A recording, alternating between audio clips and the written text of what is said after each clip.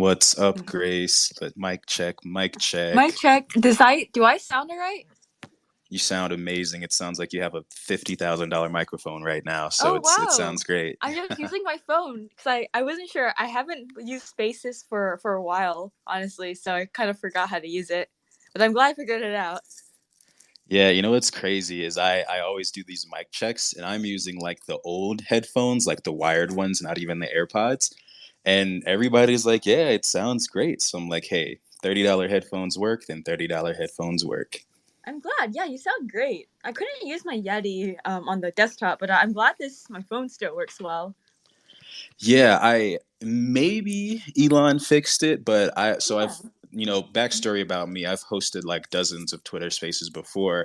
And for some reason, you can't use your microphone on the desktop version. You can still listen in, but you just can't talk. So that was a few months ago. I don't know if they fixed it yet, but I didn't want to risk it. So I was like, yeah, let's just do it on mobile. Yeah, that sounds good. I'm just pinging people in Design Buddies to join in as well.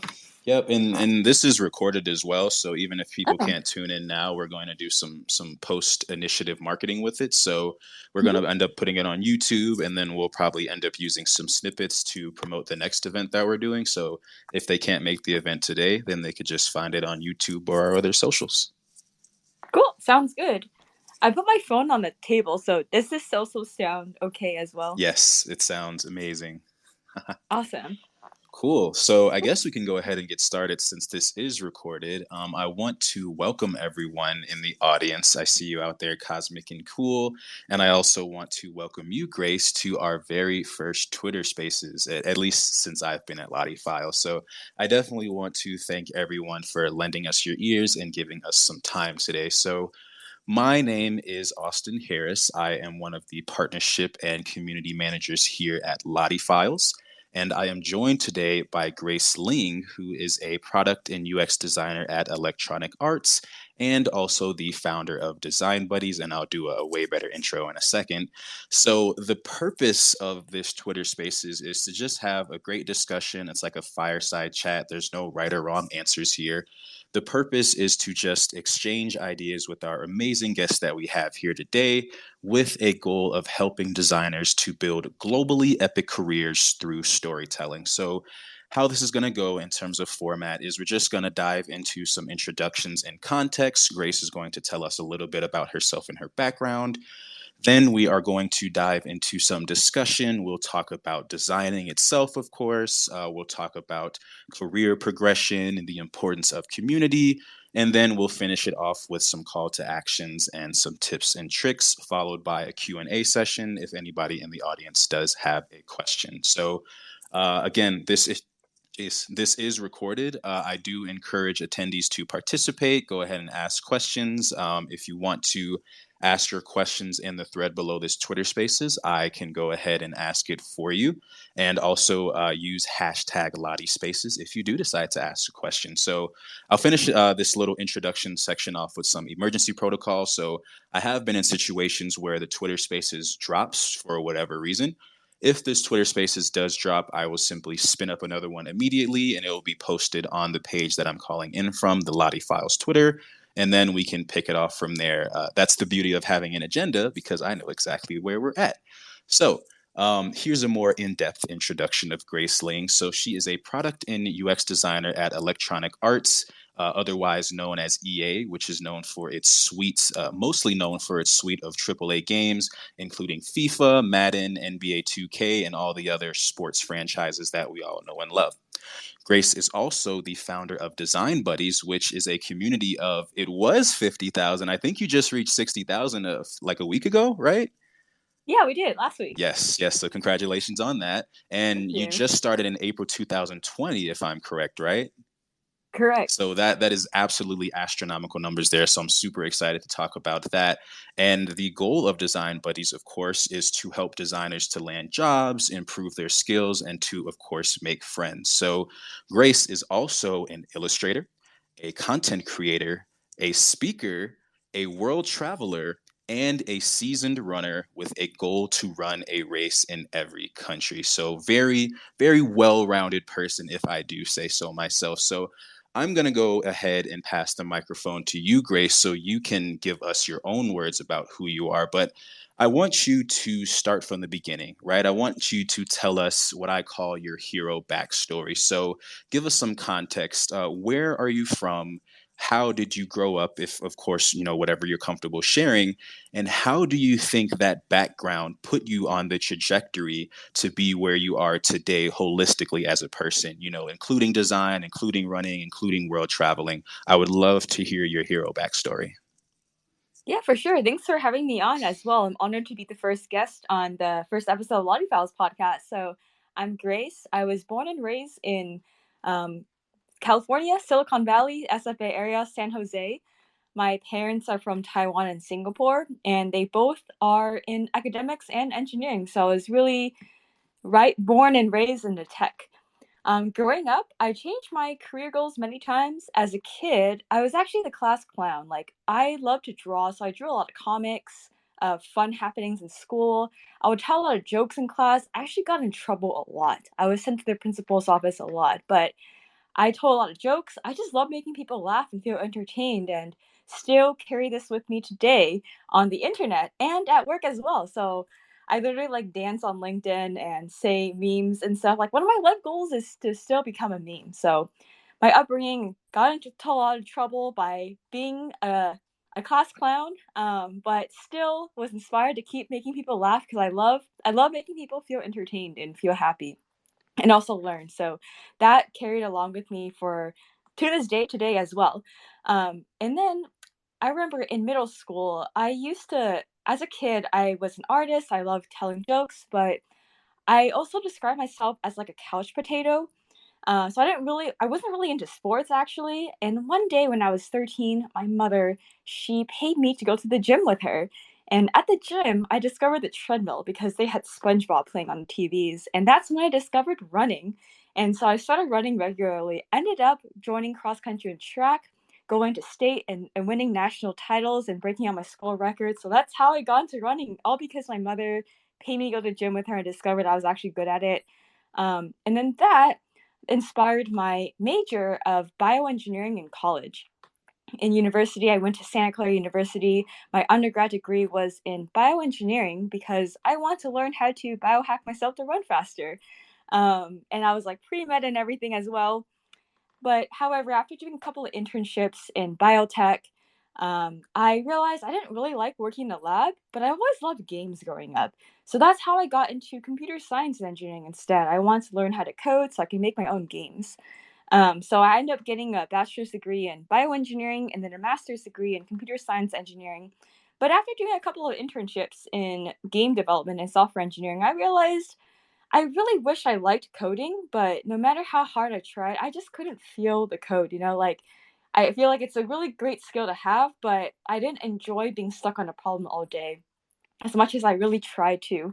So I decided to go into UX design. This was 2019, the end of 2019 when I graduated from undergrad.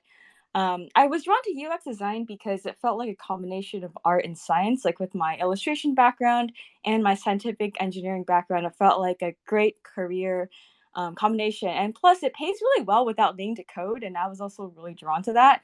And I'm a really visual person, so that's why I loved UX design and also love working with others in the field like product, engineering, marketing, business, research, try to make products together. So I was really drawn to the art and science and also the interdisciplinary nature of UX design. However, I found it quite challenging to break into the industry because my background was in bioengineering, computer engineering. I didn't have any design degree or certification. So I was also in my master's degree. I didn't want to do another degree. So I tried networking on LinkedIn. And that's how I actually found Design Buddies because I was cold reaching out to a lot of designers on LinkedIn to learn about how they got into design if they didn't have a design degree. And then pandemic happened. I was in person. I was actually doing a lot of in-person chats, but then pandemic happened, March 2020. I decided to create Design Buddies, and because I wanted more design friends and I felt lonely being stuck at home. And I was also felt like it was a more scalable way to learn from other designers. I make a Discord server so we can all chat together and share resources with each other as well.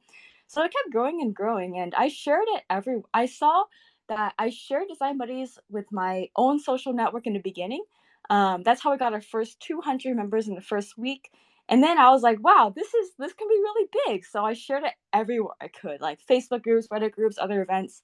So that's how we got our first 1,000 members in our first month. And then, yeah, today, 3 years later, 60,000. But a lot happened. I can also dive deeper into that later too. And along the way, I also landed my first job at Electronic Arts as an intern by cold reaching out to my manager on LinkedIn and continue working there today. Along the way, I still carry on a lot of hobbies I had. I'm still drawing, I'm still creating content, still traveling a lot. And I just love traveling, learning about different cultures and the way people live and creating content. And a bit backstory is I've actually been creating content since I was in high school in 2014.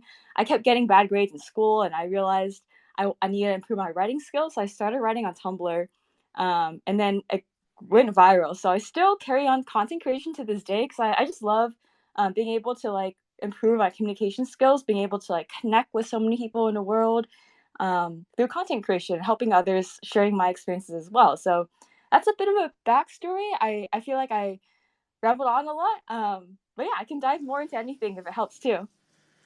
Yeah, you did not ramble on. Honestly, that was probably one of the most amazing backstories I've ever heard because you started from the beginning. You told us about, born and raised in the tech center. Your parents are from Taiwan and Singapore.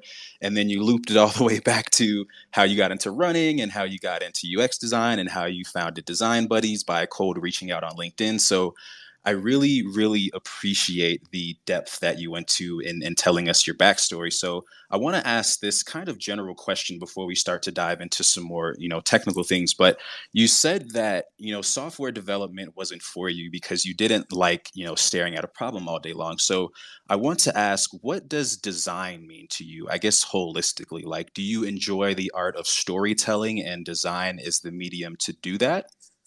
Yes, I feel like design means to me creating engaging and fun experiences for people that help them give more value in their life, like make them feel entertained, help them connect with their friends, or add some value that's fun and entertaining for them. And also, I feel like combination of like art and science, and also business as well, finding ways to like balance that with business goals. Yeah, 100%. So I want to ask about mentorship as well, because it seemed like I graduated in 2019 as well. So I definitely understand what it means to kind of bounce around, and, hitting walls until you figure out what you want to do. But I want to ask, did you have any mentors who kind of guided you or anybody that played a vital role in your journey at all? Or was it kind of you just were going you were pursuing things that you found interesting and then you just kind of stumbled onto the things that you stumbled upon? Yeah, I definitely had a lot of mentors in my life that helped me get to where I am today. But like the first mentor I ever had was one of the art professors, Brian Beams at Santa Clara University, because when I was kind of pivoting away from engineering, I was in computer science and engineering, and the feedback I got from my computer science professors was like, Grace, why aren't you doing coding? Like, why aren't you doing engineering? You should do that. Don't do art. Art doesn't pay. And I felt like really discouraged from them. Even though I feel like it's the field that they know the best, so I totally understand where they're coming from. But I really appreciated Brian because he helped me with his link with connect me with his industry connections, review my portfolio, helped me on my portfolio, cover letter, resume, and more like that VR art industry. So before I got into design, I was actually doing how I actually learned design was I made a virtual reality game. Um, I I feel like as a student, I always leveraged like the resource that I had. So I made a VR game, taught myself game design along the way. I taught myself how to code too. And that's how I met my mentor actually in the lab. He wasn't like actually my professor, just because I hung out in the lab all the time. I guess the second notable mentor I had was Marlon. He's actually the director of my team at EA that I cold reached out to him on LinkedIn for a coffee chat, which he basically hired me for an internship because he saw. I asked him later, like, what made me stand out, and I learned that it was because I came from a unique background. I was really interested in learning more about design, and as an intern, especially entry level, they really look for that in anyone, like the enthusiasm, the open mindedness to learn. So Marlon taught me so many like stuff about design, how to navigate the workplace, how to deal with politics, how to balance design buddies, how to be a good manager, like in Design Buddies as well. So lots of life advice inside EA and even outside of EA as well. The other mentor I have is Xiao Xiao. She was my former manager at EA, who gave me so much life advice about, like, not just like technical advice about design, but also life advice and advice about managing a team, managing Design Buddies, managing partnerships, negotiating. um, and I feel like I wouldn't, because a year ago was I was going through some difficulties with Design Buddies actually in terms of management, but Marla and Xiao Xiao, they really helped ground me and helped me make logical decisions based on the management issues that we were facing. So I wouldn't be where I am today without these three people in my life. Yeah, that's awesome. Shout out to everyone you mentioned. Shout out to Brian. Shout out to Xiao Xiao. Shout out to the other person whose name I can't remember because my Oh, memory's not Marlon. that good. Yeah, shout out to them. And shout out to everybody that just joined in here. Not to Harris, part of the LottieFiles team, Daryl, Easy. Hope I'm pronouncing your name right. Definitely appreciate you all for lending us your ears today. So, along with mentorship, I want to ask, where do you draw this inspiration from? Because obviously, you have your mentors, you have people that can guide you, but they can only guide you based on their personal experiences, right? So when you're designing or when you're working on any act of creative productivity, where are you drawing your inspiration from? Do you have like a favorite, cartoon or movie that you're always thinking about in the background, or where are you getting this inspiration from? Yeah, for my own projects, my own drawings and projects, the first thing I draw inspiration from is I like bringing personalities to things. For example, a lot of my drawings, I draw like little faces and bunnies on things just because I just like bringing life and personality and stories to inanimate objects. So there's that. The second one that's a big inspiration in my life is this game called Maple Story. I lived and breathed that game for years and years of my life.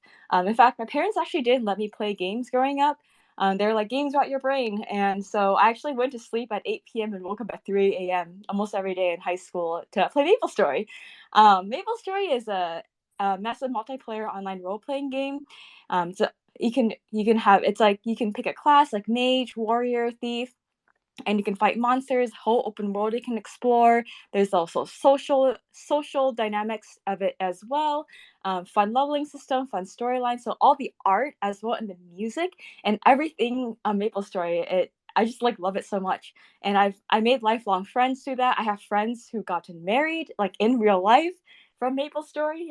So yeah, that game, the whole art style is the whole inspiration. A big part of my inspiration of my art. I also love like Pokemon, Animal Crossing, and those and Neopets, those kind of styles. I've also taken inspiration from too. Yeah, that's absolutely awesome. I gotta say again, I really appreciate how in depth you're going. Like, the reason I'm asking all these questions is because I think when people see you online, right? They see the technical, they see the designer side, they see the career part of it.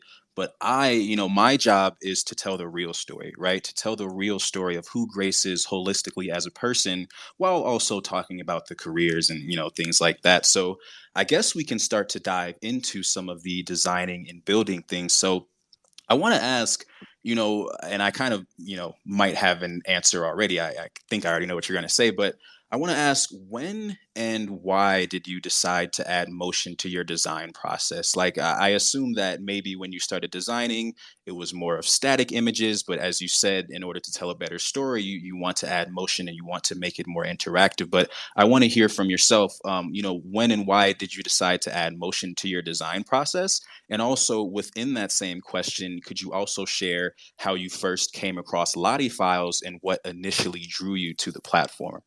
Yeah, for sure. I have like two directions I can answer this: motion design in like websites and products, and also motion design in the content I create. So for the products, actually, I was building my portfolio on Webflow, and then I was playing around with some micro interactions, and that's actually how I discovered Lottie Files back in like 2020, as a way to like add more interactions and browsing a library for stuff I can add to my own portfolio. Inside my workflow, like at EA, I've actually made some like loading animations with Lottie as well for our products. Um, and then the second like direction I can answer this is like, I guess like in content creation, like motion as in like video content. I've actually recently, well, this year I've gotten more serious about creating like short form videos, like shorts, reels, TikToks. So it's been really, really fun, like in terms of like filming. And I recently also started this thing I do on LinkedIn. It's like dancing on LinkedIn. So like I do this at like with my friends at conferences. We'll like choreograph a dance based on the conference. And then yesterday, I was actually at the office for the first time in 2 months, and I was inspired by being in the cubicle, the cube shape. So me and my friend, we choreographed a dance inspired by the cubicles and posted on LinkedIn. So like little things like that, like motion inside the product, but also motion in real life in my content has helped me like have a lot of fun and be able to tell like a deeper and more fun story. I absolutely love how multifaceted you are. I can't dance, but I love when people express themselves creatively. I did see your little dance. I forgot if it was on Twitter or LinkedIn, but I was like, this is a really cool person. Like, I can't wait to interview her and kind of pick Yeah. her mind about these things. So, I want to ask you, because of course, this is about motion, but it's also about Lottie files. I want to ask, how have these integrations been useful in streamlining your design workflow, right? Because obviously the reason that people come to us is because we are offering a service that is going to make them more efficient in accomplishing whatever they want to accomplish. So if you can talk about, you already did, but if you could talk about a little bit more, how have these integrations been useful? And then maybe if you could talk about a specific project that you worked on where you were using Lottie files and you were like, yes, this is amazing. Yeah, I feel like mostly use LottieFiles. I browse the library for the micro interactions I could use for my own portfolio. Helped me help my portfolio have some more personality and character like bounce to it. So it's just grace-ling.com if you'd like to check it out.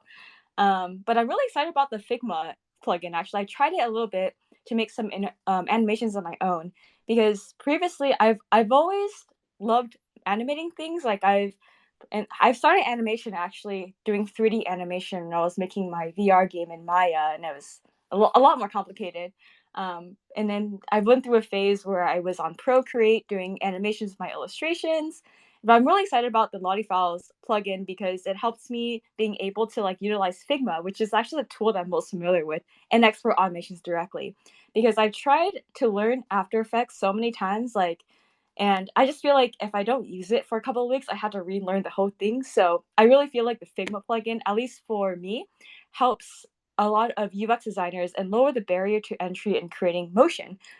Because it was previously something that felt like really intimidating to me because I had to learn After Effects and all that. But I just love that Figma integration of a tool that we are already familiar with. Yeah, that's awesome. So you talked about VR and AR, virtual reality and augmented reality, for those of you that aren't necessarily familiar with those terms. And when you talk about the evolution of interaction, right? I think that AR and VR is here. It's just not evenly distributed, similar to how a lot of technologies are when they're introduced to, the public, right? So I want to ask you, how do you see AR and VR shaping the future of design, especially in terms of creating engaging and interactive user experiences? And if you could also harp on maybe the hardware as well. The reason I'm asking this is because, of course, when we use motion today, it's on a 2D screen, right? Which means you have a very specific platform, a very specific interface. But in the future, obviously, more interactivity will be had through augmented and virtual reality. So I want to ask you, how do you see just motion in general shaping the future of design as it relates to augmented reality and virtual reality? Yeah, I definitely see motion and 3D design playing a larger role in design everyday life. I just feel like right now there's a tough barrier to entry, like hardware is expensive, clunky to use, not a lot of adoption. But in I worked in AR VR actually for a couple of years when I was in school at like internship level, and I was designing and developing virtual reality games to train surgeons to do surgery.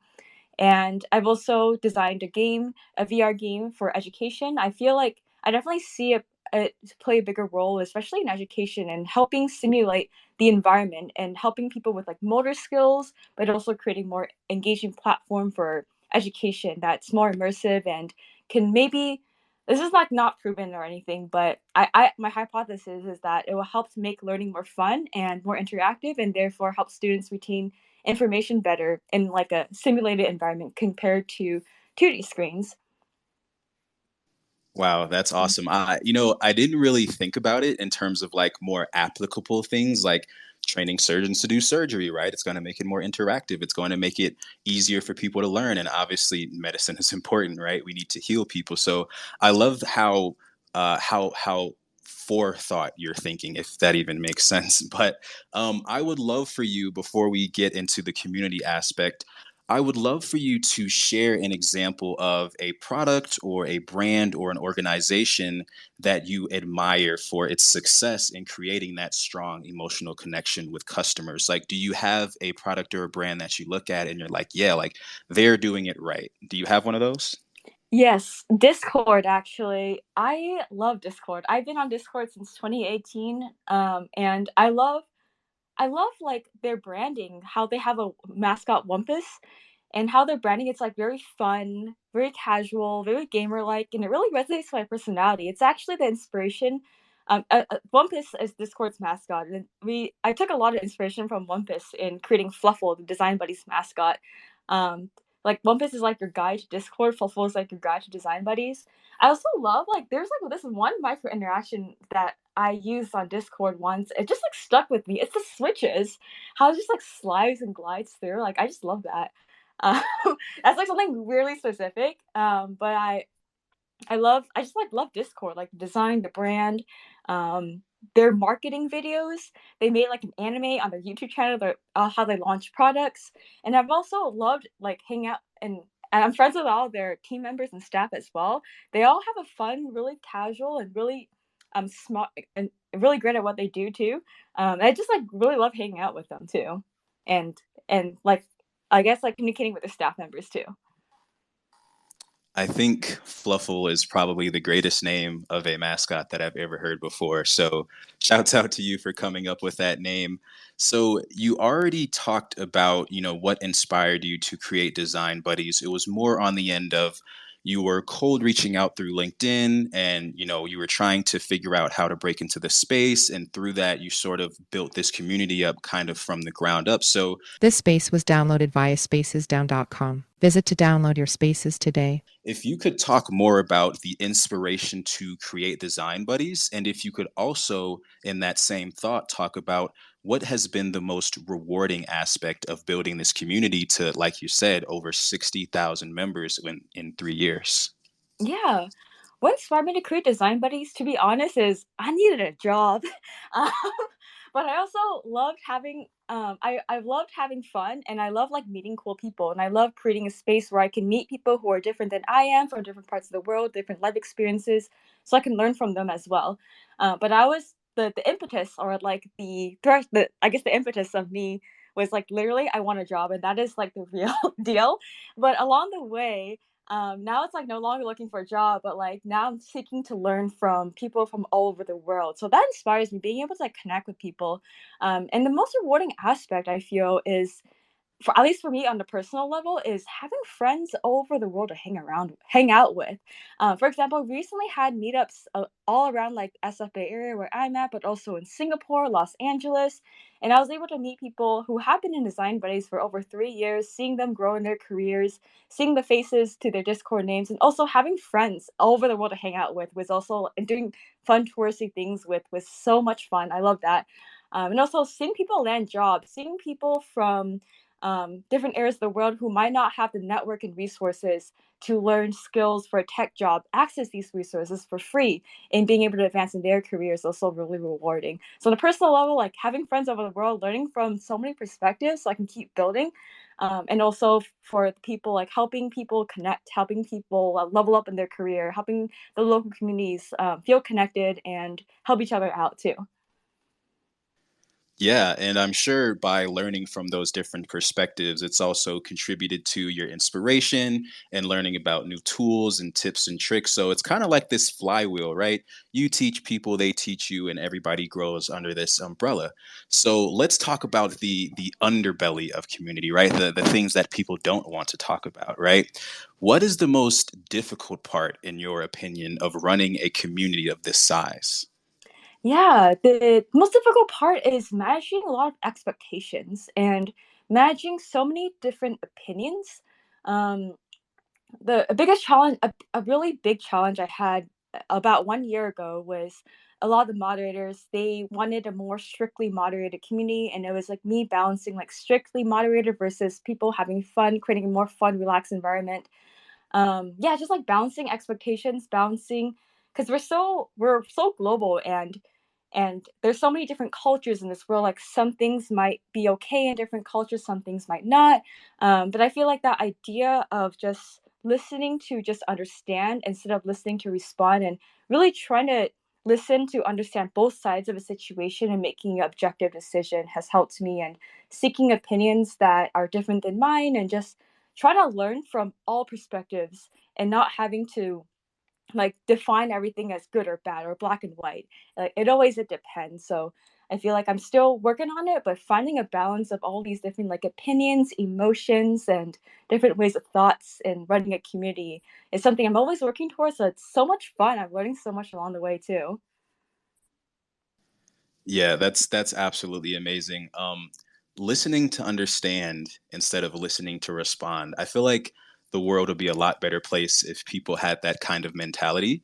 And I feel Absolutely. like we would be a lot further along as a species if people actually listen to people instead of listening to respond. So I really identify with that. I want to kind of dive into that aspect, though, of balancing the needs and expectations of such a diverse community like this, whether it be a language barrier or an idealistic barrier. I'm sure there are people that are listening now or are going to listen to this that are looking to either create or join their community, and they want to be heard, or they want their community members to feel heard. So, do you have like a system or process for doing this? Like, if somebody has an idea that they want to see a certain event for Design Buddies, does that go up the chain to a moderator, and then the moderator decides if it goes up to you? Or how, I know you said that this is still in a process, right? But so far, how have you systemized internalizing this feedback in order to improve your community?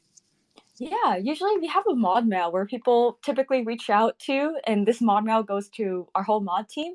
And oftentimes people actually reach out to me directly, or our design challenges host, who is most active in our channel, about like different ideas they have. I regularly get pinged every day on like Discord or LinkedIn about like event ideas. And oftentimes I ask them if they have an idea for us. I ask them if they would like to be involved, like if we can co-create something together, because they came up with the idea. I also want to give them credit for it. So I try to treat them like a collaborative, something like that could be possibly collaborative, and also helps me as well in terms of like balancing everything, and also helps them to um, get more visibility in industry and put something in their resume. So I try to listen to like I try to like understand where their idea is coming from, and how if they would like to be involved in giving them that opportunity. So I try my best to just like hop on a call just to get to know them, understand where they're coming from. And the ideas that actually make it on is like if it has had anything to do with helping designers grow in their career. So whether that's like hosting a we actually have a podcast coming up too, like doing a podcast, doing the different design challenges so designers can have stuff for their portfolio. So they're like really broad goals and open to any ideas that help support those goals from people, and trying to find opportunities to co-create together with our community. So I'm biased being a community manager. I personally think that a community manager or community management is the most important part of any business. So sorry to Natu and Harris and Grace out there. I know they're probably like, what? HR is better or executives better, whatever the case may be. But when it comes to, like you said, right, you wanted to find a job. So you started to build this community, and now you're at a place to where you can give people jobs, which I think is an amazing character progression. So I would love for you to really dig deep here and share a memorable story or a moment from your community that illustrates the positive impact of a strong and connected community. Yeah. In our community, I feel like it's a collection of lots of different moments. And this year, I definitely feel like community managers are super important. You're like the face of the community, and we're most people like interact with. So yeah, I definitely agree. I definitely like resonate with that as well. But I feel like everyone plays a equally important role too in helping like a business and community thrive. Most memorable story, I feel like it's a couple of them actually. I give like a couple of events that happened this year that really made a mark in my life at least. Is we started doing in person events this year. We started, or actually late last year, but a lot of this year. Some of the notable ones that we had was we hosted an event at Config, which is Figma's conference in San Francisco in June of 2023, and 500 people showed up. And that was like the biggest meetup we ever had. And a lot of people came up to me saying how they met lifelong friends, got their first design job, learned design for the first time because of design buddies, how they've been in the service since 2020. And it's been really, really fun. And that config was so fun because I literally couldn't walk like a couple of minutes before someone from Design Buddies or LinkedIn like came up to me, and it was like the first time I felt like famous for some reason. And it was interesting because a couple of years ago I felt like such a beginner, like a small potato, and so that was like a big change I had. The second experience I had was when we hosted our meetup in Singapore. We worked with LottieFiles actually. And Singapore Product Design and Rakuten Vicky in Singapore to help bring that event. And we had almost 200 people come and completely across the world. So I'm originally from the SF Bay area. My dad's actually from Singapore, so I have some connections there. But I haven't been to Singapore since 2017 before I started anything tech related. But seeing so many people, I met like hundreds of people from Design Buddies in Singapore, like at that meetup, but also in other meetups in other talks as well. So it was so rewarding to see the impact across the world, completely different country. And then I've also gotten feedback from them a couple of months after saying that they're inspired to keep hosting meetups, and they have been doing that too. So it's really great to get the local community together and seeing more and more, seeing that momentum going after I made that initial or that like big gathering. So it's really rewarding. And the other one was actually last week at Adobe Max. We hosted a meetup with FreePick and Xhilo. So I was in Los Angeles and meeting more people from the community as well. So just meeting people, like probably over 100 people came. So just like meeting people from all over the world, and that I with and being able to like motivate them and actually help them connect with their local community has been really, really, really, really rewarding in me this year. And starting with these in-person meetups too. Yeah, it's very easy when you're managing an online community. And this is why I appreciate that you said you hop on a call with people and get to know them one on one. But it's very easy to forget that behind every screen, behind every profile picture, is a living, breathing human being with hopes, wants, needs, fears, desires, and everything that makes us, who we are. So I really love how you're talking about the fact of like, yeah, we have this online community, but when we meet in person, like it's time, like it's go time, like everybody's cheerful. We're like, you feels like you're your best friends already, right? Because you've already been on Discord and you've been on these different community platforms. So I want to ask you, of course, people build up this idea of who you are as a person based on what you post on social media, because how else could they build up an idea of you? But when you're meeting people in person, or when you're meeting people for the first time, what are some misconceptions that people have about what you do and who you are, and how do you go about correcting them, whether that be in person or updating your online persona? Yeah, people think I'm like really serious or something. Like people think I'm really intense. And I personally think I'm chill. I just like doing a lot of things. So people think I'm like always really, really busy. Um, and I don't have time for anyone. So that's like the biggest misconception. I actually have a lot of time. I spend a lot of time with my friends and hanging out and trying to like meet new people too. And I feel like for me, I tend to do a lot of things because I'm just really, really curious and just having fun with it all. I live life without constraints and find ways to like work smart, not hard, so I can like do a lot of things and learn lots and have lots of fun. I guess I would say that's the biggest misconception. Yeah, for sure, for sure. So, and I want to take a moment to, of course, welcome everybody and appreciate everybody that's still listening right now. We are getting to the closing segment, so we're going to get into some call to actions, maybe some tips and tricks and things like that. So, I want to go ahead and ask you, in the ever evolving field of design, right? AR, VR, motion, static, whatever the case may be, how do you stay updated and continue to improve your skills? Do you follow particular YouTube channels or creators in the space that, give you access to, or different alpha for different tools? Or how do you stay up to date in this field? Yeah, I first like to see what I'm interested in. Like, I'm really interested in like AI tools, so I regularly seek them out. I check Product Hunt almost every day, just because I like seeing what's out there, seeing what people are upvoting, and seeing why are people upvoting those, and discovering new products. So I love Product Hunt, as well as engaging in discussions with design buddies and seeing what people are talking about, what are people struggling with, how I can help them, and also attending a lot of in-person events and meeting just people from all walks of life and just like learning about what they do, what their hopes and dreams are, what they're working on, what makes them happy, um, and more about them as well. So I go into a lot of conferences, in-person events, just meeting people, and yeah.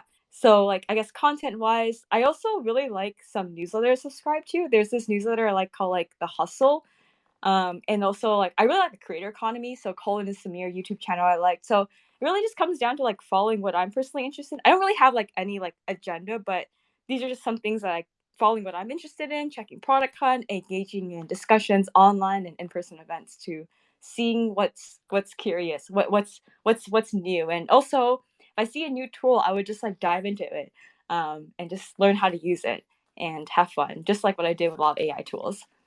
Yeah, and I'll kind of bounce a question right back to you while we're on the subject. But well, of course, LottieFiles is the best and most advanced tool on the market right now, of course.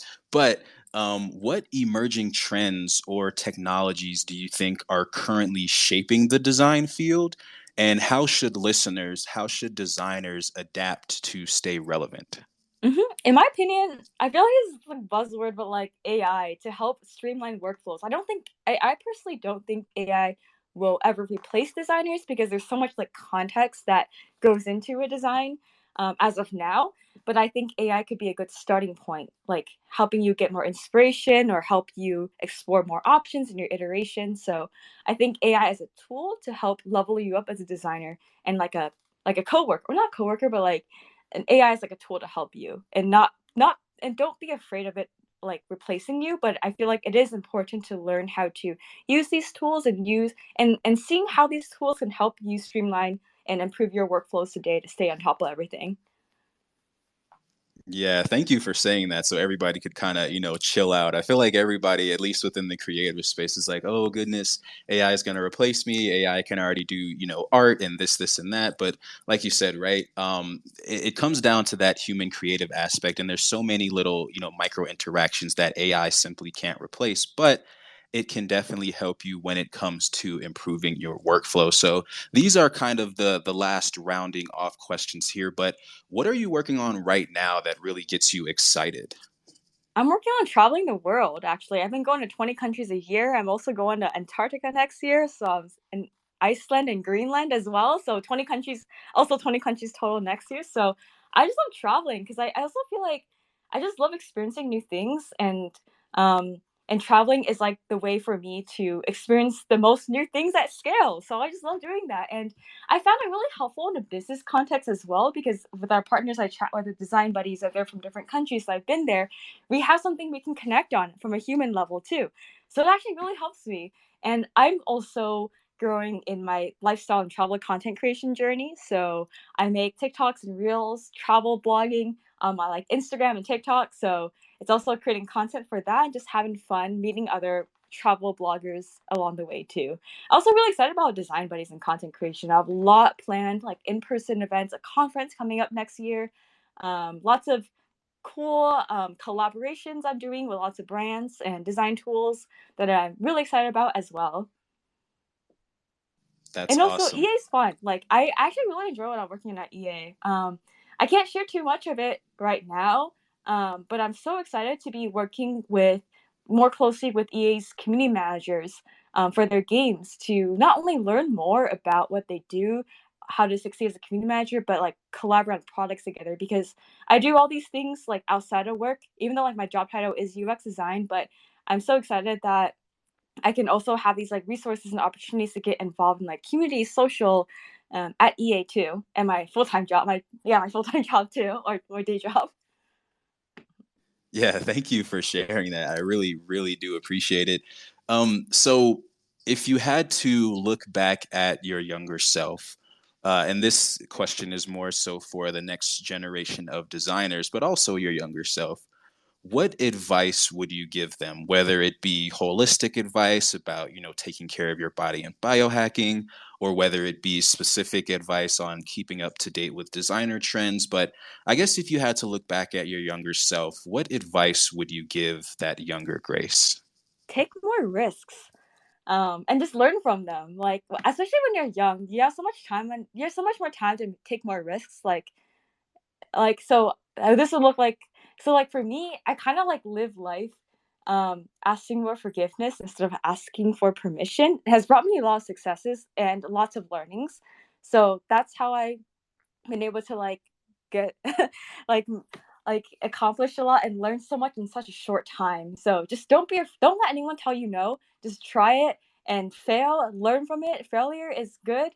Embrace it and have fun. Enjoy the journey. Don't wait for the perfect moment to enjoy your life. Now's the right time. Life could end anytime. So travel the world, do what you want to do. Don't wait for some perfect time because that perfect time does not exist or could never come as well. So just do it. Don't wait. Because I say this because when I was in college and also when I was trying to hustle for a job, I really did not enjoy life because I told myself I can only be happy if I land my dream job. Um, but I feel like that's the reason why now I'm traveling so much. I'm just having so much fun, taking all these risks and doing so. So that's what I would tell my younger self. Yeah, we gotta tell Elon to add the fire emoji to the little heart thing down there, because I feel like the ones that I'm using don't describe how like amped up I am right now. So I definitely am going to open it up for Q&A. If anybody has a question or they have a comment, feel free to raise your hand and I'll bring you up here. Or if you're not comfortable speaking, you can go ahead and type it in the thread below this and use hashtag LottieSpaces, and then I will ask it for you. But before we do that, I did some snooping on your Twitter or X before we got on here, and you said, I quote, "I have no idea what I want to do with my life, but I'm having so much fun figuring it out without constraints." I would love for you to elaborate on that, specifically because through this entire talk, of course, in the beginning, it, seemed like you were kind of bouncing around and figuring things out. But from the outside looking in, it seems like you know exactly what you're doing. But I would love for you to elaborate on that tweet that you posted.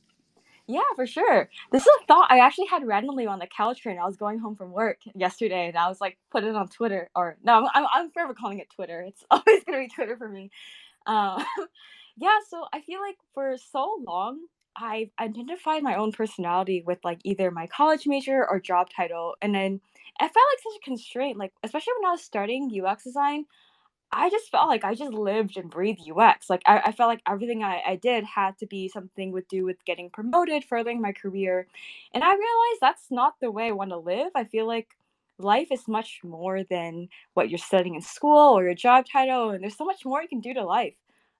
So recently, well, I guess I feel like really this year is when I started exploring so many other things outside of design. I still love design. I definitely want to keep doing it. I love design buddies. I love content creation, but I'm not limited to that. I can also explore, travel, try new things, meet new people. And so, yeah, I feel like by letting go of the idea that I have to adhere to just my job title, it has given me so much more opportunities and learnings and more fun in life recently.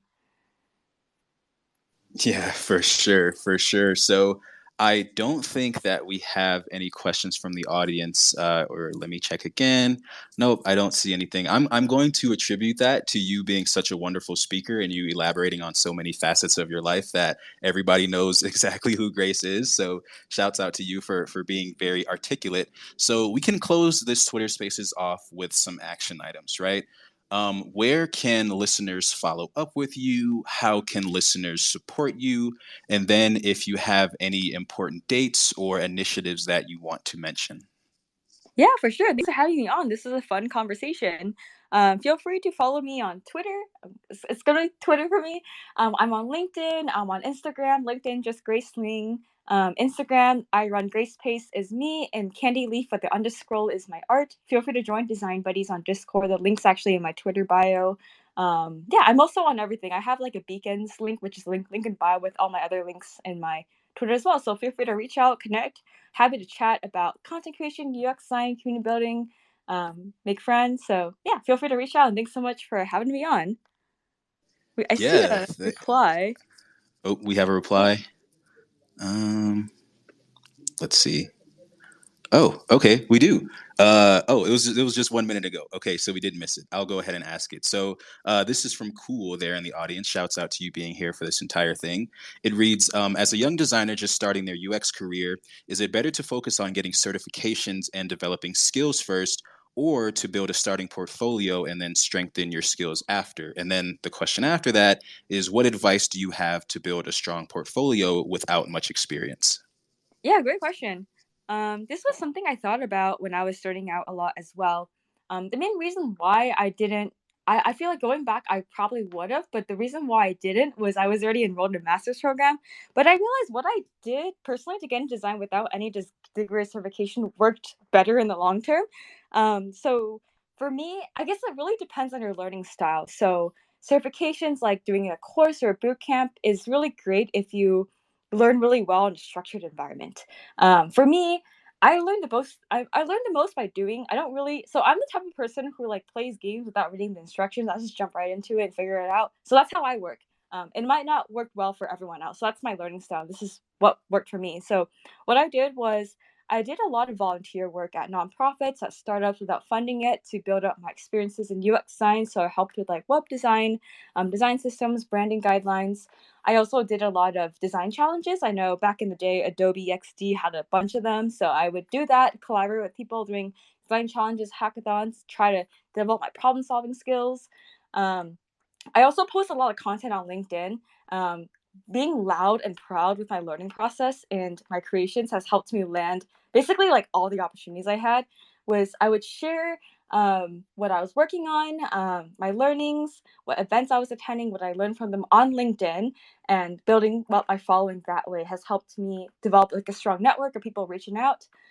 So I feel like getting a job is like a combination of learning like the basics. So I actually before, yeah, I also watched a lot of like YouTube videos to learn like what is design thinking, what is human centered design, and all of that. But for me, the real learning came from applying it to all those like volunteer, freelance, design challenge projects that I was doing, which later I added to my portfolio to then apply for a job. And then networking on LinkedIn helped me stand out as a candidate in the competitive job market. Those three things, like having the fundamentals, having the experience, but also having the network, having people discover you is what helped me get my foot in the door when I was starting out in UX design.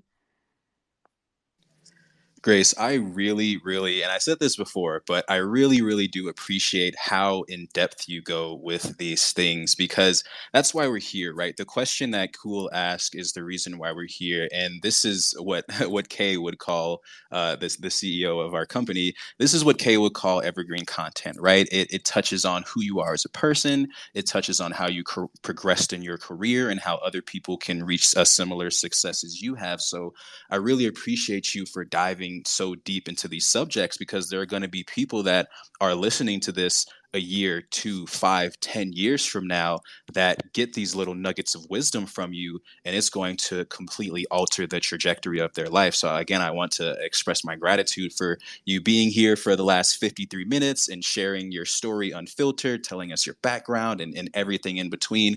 And I also want to thank the speakers as well. I want to thank you all for lending us your ear. You know, time is a very valuable resource. So for you all being here for the last 53 minutes is very special to me and special to Grace as well for listening to her story. So with that being said, that will conclude this Twitter Spaces. I just want to remind everyone, go ahead and connect with Grace on Twitter, Twitter, X, whatever you call it nowadays, Instagram, LinkedIn, join Design Buddy, see what they have going on in their Discord, talk to people, go ahead and connect with everyone that's on this event as well, right? This is part of our community. So if you're not following the people on here, go ahead and follow them and connect with them.